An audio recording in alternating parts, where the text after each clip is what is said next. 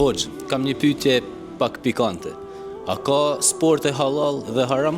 Pyetja është interesante faktikisht, sepse halali dhe harami nuk është vetëm tek të ushqyerit. Halali dhe harami është një fushë shumë e gjerë, madje edhe në besim.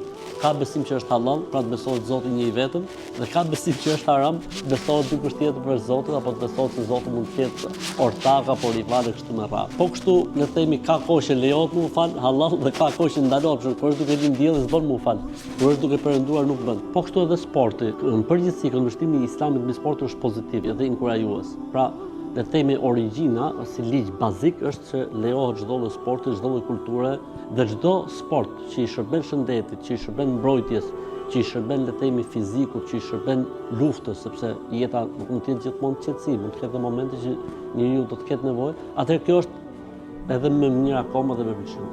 Si e përmendur në transmetime janë disa sporte. Sporti i notit, që është i preferuar le të themi, sporti i hipizmit dhe sporti i shenjestës. Pra marrja në shenjë, pra të kesh shenjë, edhe kjo është e preferuar. Është përmendur gjithashtu mundja, pra ka ardhur në transmetime mundja, vetë profeti ka bërë mundjen. Gjithashtu është përmendur vrapimi, do të thonë vetë profeti ka bërë gara. Gjithashtu është përmendur hedhja e shtinzës. Do të thonë këto janë le të themi 6 kultura të përmendura. Ndërsa i vetmi sport, do të thonë që le të themi është problem, është goditja e fytyrës. Çdo sport ku ka goditje për fytyrën, ai sport konsiderohet i ndaluar.